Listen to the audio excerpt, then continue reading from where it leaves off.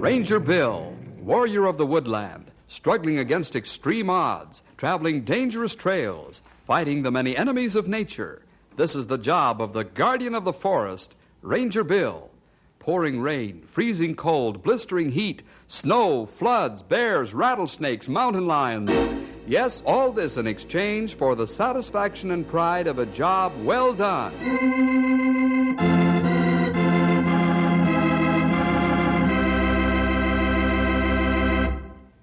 You know, there's one good point about winter. Despite the cold weather and the snow, winter gets rid of the pesky skeeters. Oh, the mosquito is a little fellow, all right, but I've never known such a little creature who can be such a big pest.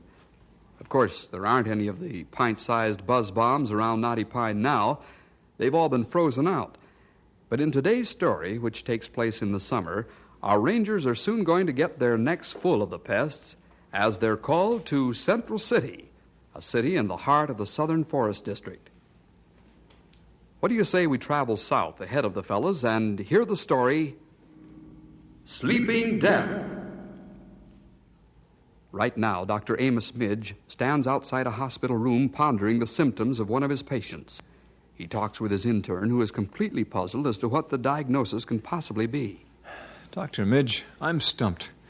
I'd give a lot to know what's wrong with that man. I think you know, Doctor. Why don't you tell me? Yes, I know what it is. It's just that I can't believe it. It's a very unscientific remark. I know. It's the dread of an epidemic that I'm thinking about right now. This horrible disease is carried by our little friend, the mosquito. Mosquito, huh? I know it's not malaria. It couldn't be elephantitis, could it? No, it's not. It's sleeping sickness.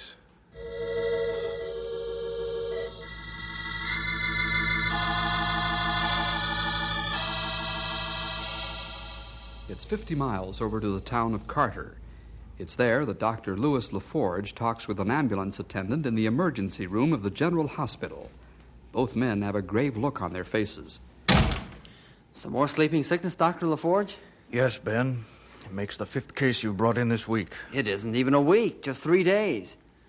Why are we finding it here in this area of the States? It certainly is rare, but not impossible. They had an outbreak in Indiana not so long ago. What's the cure? Profound question, my friend. The cause we know, but the cure we aren't sure of. Some respond, others do not. Those that don't just kind of sleep on, like living dead.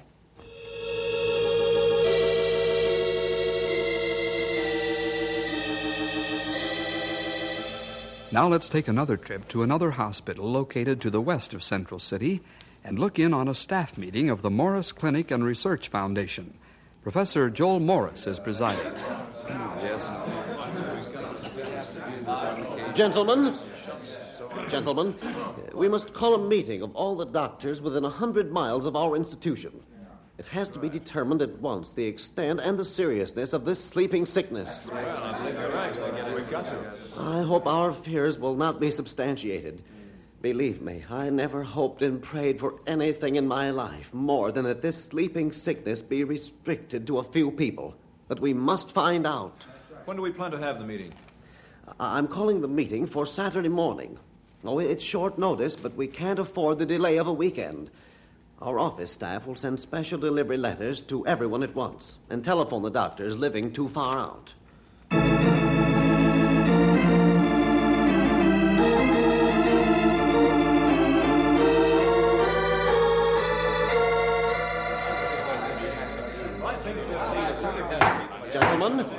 Gentlemen, there isn't any need to use valuable time in surveying further the number of sleeping sickness cases you're now treating, as we're all very much aware that there's but one topic of conversation among us. I agree, Joel. I'd like the chair to appoint committees immediately so we can formulate plans to combat this epidemic. I'll second that.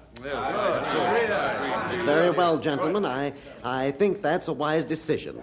I would like to ask Drs. LaForge and Dr. Midge to join me on plans for mapping preventative measures. And Dr. Klondike...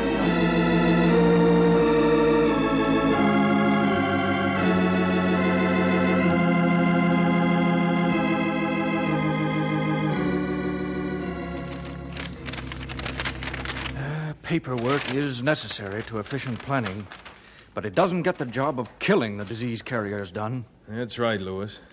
But now we've an idea of the area over which the epidemic is spread. Our pencil efforts are ended. Now we're ready for action. Yes, and in record time. I'll call the mayor and the health commissioner and ask them to meet with us in half an hour. I only hope they have the men and equipment to get. According to the map we've drawn, we've taken in the counties involved, Mayor Peters, and we want to spray this whole area. Yeah, it's a pretty big order, Dr. Mirch. You mean you can't do it, Mayor? We can do it, Dr. LaForge. It'll take a couple of weeks to cover the area you gentlemen have marked off. 2 weeks? That's right.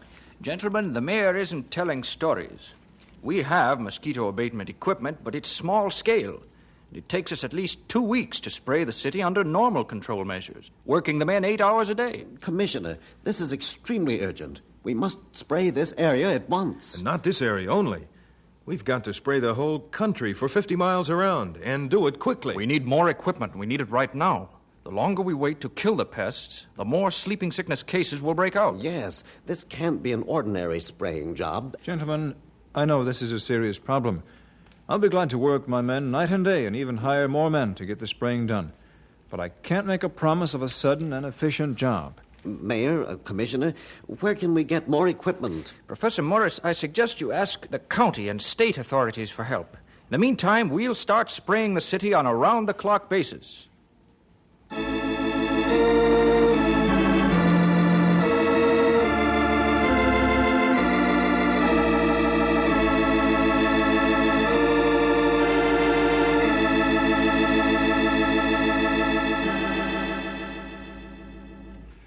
Dr. Midge, I'll gladly give you all the help I can. But the county only has 3 spraying rigs. Any help you can give us will be valuable, Superintendent. Is it possible to get men and equipment from the surrounding counties? Yes, but their equipment is just as sparse as ours. There are several companies that do this kind of work, too. Fine. We'll get the authority, and then we'll get them spraying, too. Well, don't get too optimistic, Doctor. All the combined equipment we can lay our hands on will not be enough to do the job you need done. We're not equipped to handle an emergency such as this. I've been afraid of that. How long will it take to get the sprayers operating that you can get your hands on? We'll start operations in half an hour. Mr. Secretary, you must be joking. I wish I were, Dr. LaForge. The state hasn't any equipment for fogging. We leave that chore up to the county and local city governments. Uncle Sam takes care of the national parks. I'm sorry to hear this. We need equipment, and we need it badly. I'm sorry, too, Doctor. I wish I had 100 pieces of equipment that I could rush to your area. Why don't you contact the ranger boss in your area? Perhaps he can give you the help you need. I believe you have something there. If the ranger in charge can't help, he might know where we can get the help we need. Be sure and let me know if there's anything I can do. I'll inform the governor. I'm sure he'll be of the same mind. Thank you, Mr. Secretary. Goodbye. Goodbye, sir.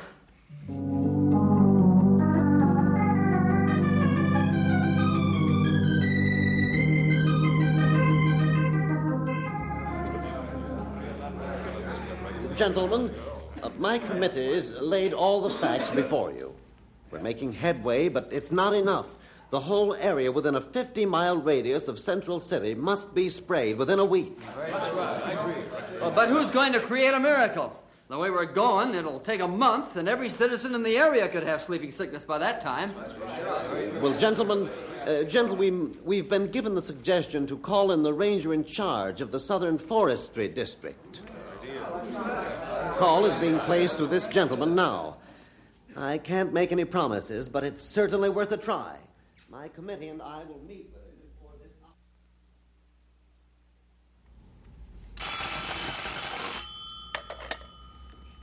Hello, Ranger Headquarters. Ralph Hodges speaking. Mr. Hodges, this is Professor Joel Morris. Oh, yes, sir. Yes, sir. How are you? Oh, I'm fine, thank you. I wondered if you could come to my clinic right away. Yes, I can. May I ask why the invitation? Yes, you can. We've got a baby epidemic of sleeping sickness on our hands. We need your help to keep the baby from growing up. You don't say. Well, I'll be in your office in half an hour.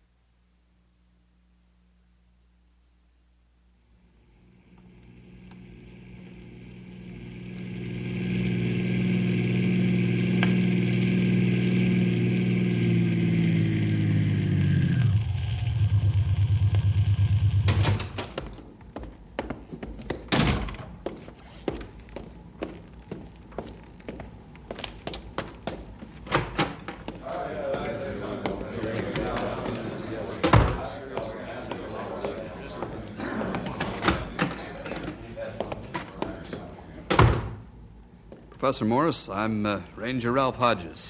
Oh, I'm happy to see you made such good time, Mr. Hodges.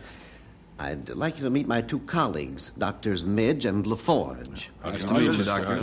Thank you. Sit down, Mr. Hodges, and we'll bring you up to date on our problem. Thank you.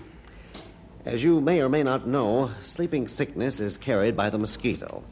It's very rare for an area such as this, but the facts are that we have an epidemic on our hands.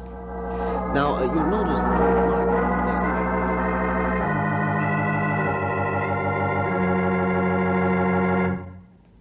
Now that you know our problem, can you help us? You're our last hope. We're already using all the available equipment we can get for hundreds of miles around. Yes, gentlemen, I can help you. Oh, great. Thank you. What kind of help can you give us? Well, I have two large truck rigs that can fog 1,000 acres a day. Wonderful. And I have a fogging device rigged on a small plane. That's just what we need. Exactly. How soon can you put your equipment into operation? As quickly as I can get back to headquarters and get my men and equipment back into town. Well, you can leave now if you wish. We can talk with you later after your men and equipment are working. Fine. I'll be on my way then. The sooner we get this plague under control, the better off we'll be.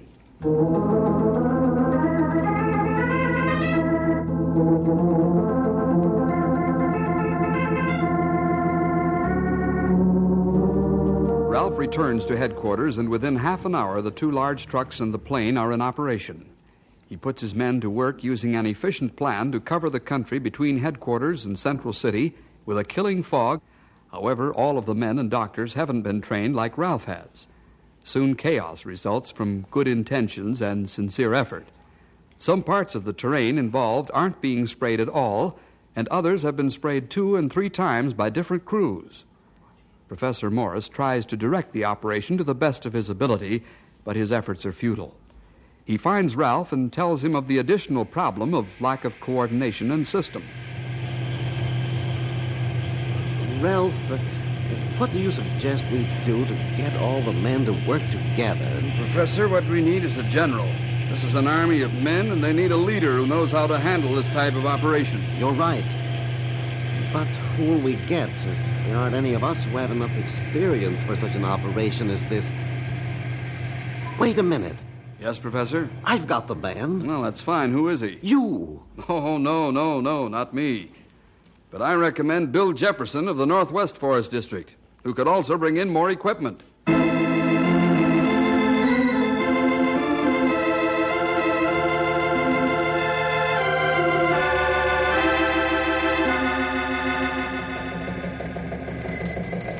Grey Wolf, take a look at the teletype, will you? I watch now. Bill, come quick. Yeah? What's up, Grey Wolf? It's a message from Ralph, Sonny. He needs help. Great Scott, sleeping sickness. That plenty bad stuff. What are we going to do, young feller? Stand around with our hands in our pockets? No, we're going to swing into action, old-timer. Grey Wolf, will you answer the teletype? While Stumpy and I get the men in and ready to move out? I do right away. Fine. All right, let's get to work, Stumpy.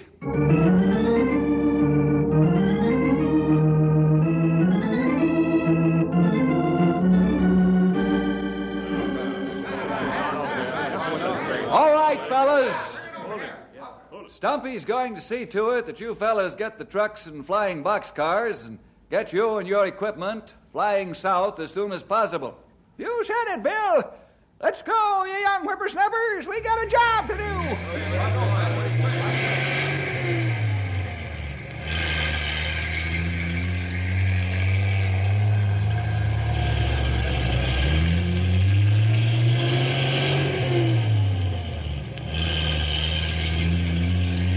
Stumpy get trucks to Central City plenty fast. I'll say he will, even if he has to fly them there himself. I think you want us to fly 2 spray planes down to Central City. Well, that's right. We won't have a co-pilot or radio man, but I think we'll make it all right. As long as 2 engines keep going like clock, we not have trouble. That's what counts, all right, Grey Wolf. Well, let's get out to the airport. We'll let the flying boxcars take off first, because we'll be able to get there ahead of them anyhow.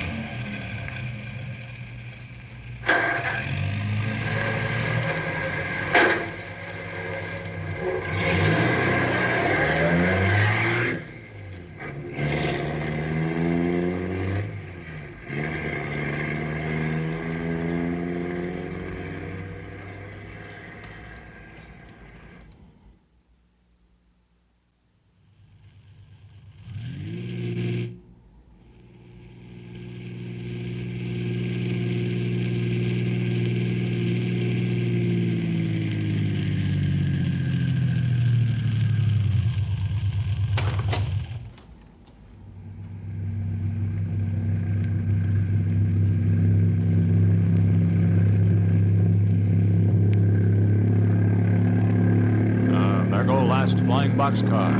Yeah, Stumpy got him off in good time, all right. Our planes are ready. Let's take off. See you in Central City, Bill. Right. Push the throttle as wide open as you can.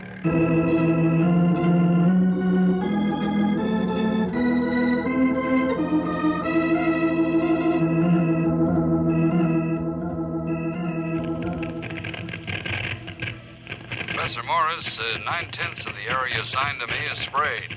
We haven't got much more to do. Should be finished by 6 o'clock this evening. Oh, that's good news, Ralph. Over and out. Say there, young feller. We're going to have to pack the boys home in the morning if we work right through the night. Will you have the job done by sunrise, Mr. Jenkins? Well, I don't know for certain. We can sure make it a good race. Anyhow, we'll be finished gassing the skeeters not later than 8 in the morning. Good work, Mr. Jenkins. See you in the morning. Bill, I have to hand it to you. You and your men have worked a miracle in getting this spraying job done. Thanks, Professor Morris. We're used to this type of work. It's just a matter of practice. Well, I don't agree, but have it your own way. Say, what about the planes you brought in? You haven't used them yet. We'll use them in the morning. I'm keeping them for the double dose. Also to spray the swamp and river areas. They've got the most powerful fogging equipment made today. They'll cover this whole country in several hours. We'll start while the dew is still on the ground. Grey Wolf's truck is pulling up in front. Let's see what he wants. Grey Wolf, you're sure fast. We're not finished yet, Bill. Why not? Why'd you come back? There isn't any swamp where you fellas are supposed to be working. But there's a man by name of Cy Boone. Huh? What's the matter with him? Cy Boone got his road barricaded. He's standing guard with rifle. Cy's biting off more than he can chew. How far did you go? Central City. And almost all area 10 miles around has been sprayed. But this man keep us from finishing job. Professor Morris. Yes? I'm going to be gone for a while. Will you please take over any calls that may come in? All right. I can get you on the radio if I need you. Yes. I'll be out paying a call to Cy Boone. I want to get Stumpy and then find out why Cy won't let us spray his land.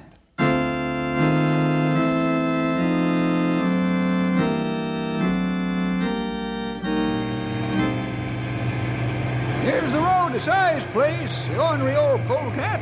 He not have much concern for other people. Well, there's always one like Cy Boone in every crowd. If we don't spray his place, the folks for a couple of miles around here will be in danger of catching that there sleeping death. Hold it, Grey Wolf. There's the roadblock that you told us about.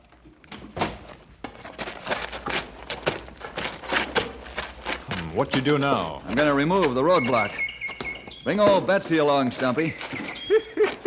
You don't think I'd leave my rifle behind, do you? Let's go. I'm watching the brush, but I don't see any signs of a human being yet. I didn't know the birds down here carried rifles. You see him yet? Nope. Shot came from our right. Woo! That one came from the same place. Keep walking. Give Grey Wolf time. Okay, but I ain't hankering to stop one of them there little... Good boy, Stumpy. Drop gun, you. Keep hands up. Walk out into road plenty quick. All right, you. Come on out before I come in and get you. You only got a busted hand? Good work, fellas. Now we can find out what this is all about.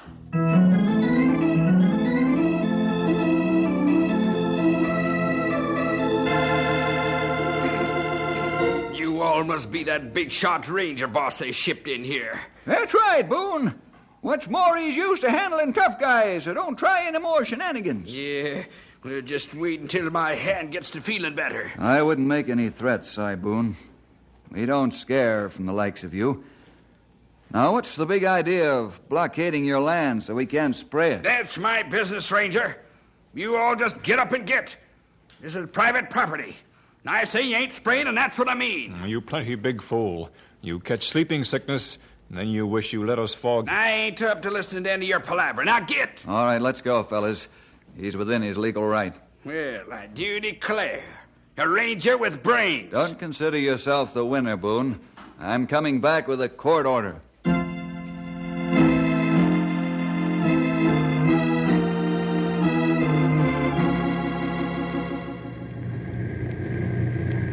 There's Cy Boone's place down there. When are we going to get the court order so we can spray his place?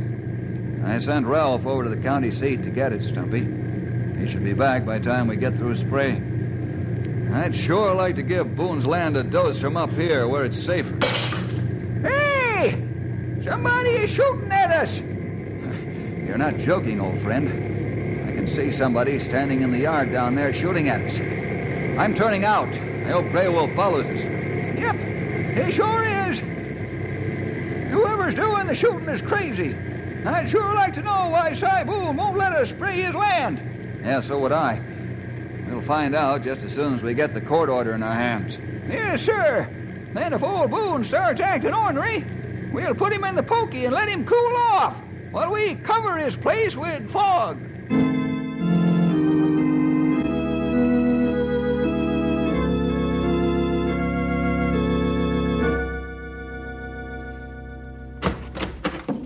Hello, operator. This is Professor Morris. Yes? Are you sure? Yes, the Rangers just walked in the door. I'll ask them to investigate immediately. Goodbye. What's wrong, Professor? Why, the phone company just called and told me they've been getting calls for help from Cy Boone's place. Well, I say just ignore it. No, Stumpy. Maybe he changed his mind. Let's go, fellas.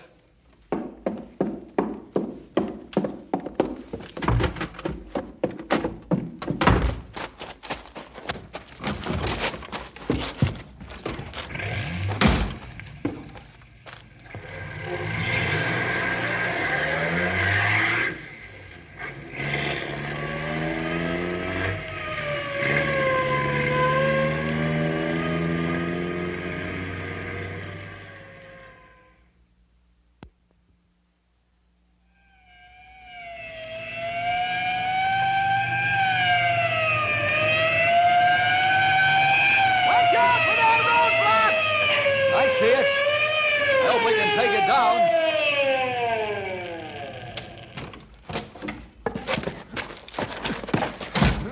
Stuck. Not budge. It's no use. Boone built this solid as a rock. Stumpy, you try to knock this apart with some of the tools from the car. Grey Wolf and I'll go on to the house. Okay. If I can break it up, I'll drive up. But don't count on it. We go now.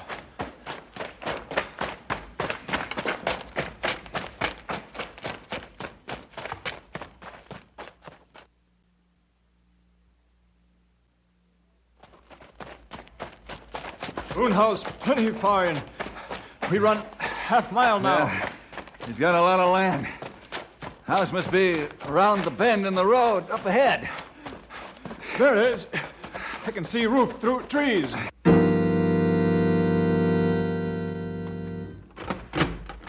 Rangers. Oh, I'm sure glad you all got here. We could have gotten there sooner if it weren't for your miserable roadblock. What's happened? My wife and son are sick. Must have got what you were talking about. Guess you men were telling the truth. Now I've been a fool, and now how are we going to get them out? Forgot all about that roadblock. We take a look at wife and son, and then we figure a way to get them out. Sure. Anything you say.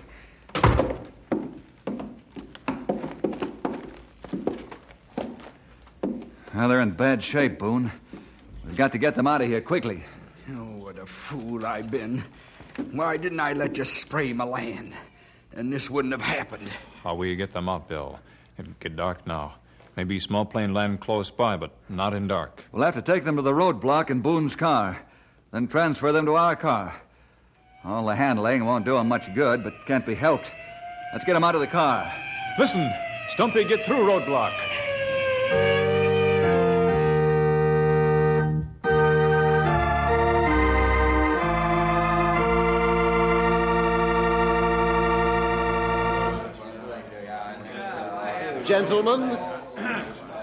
Gentlemen, we have good news for you. There's much to be thankful for. Sleeping sickness is well underway to being controlled. There were 2 new cases today, but there have been no deaths in the last 2 days. With the area now completely covered, we can rest more easily. And I know you'll want to give Mr. Bill Jefferson and his men a token of your appreciation. Mr. Jefferson, we of the medical profession and of the local government in this area thank you for all you've done.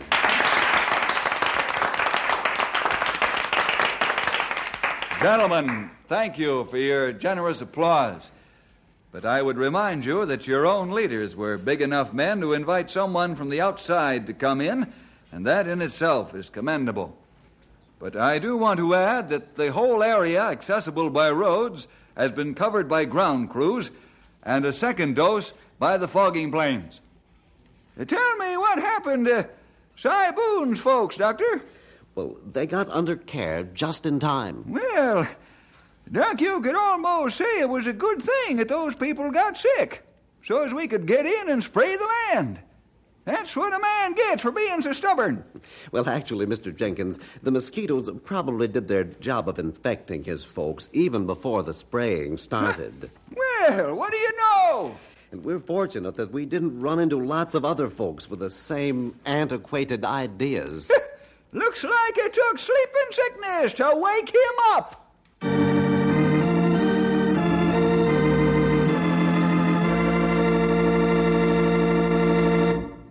See you next week for more adventure with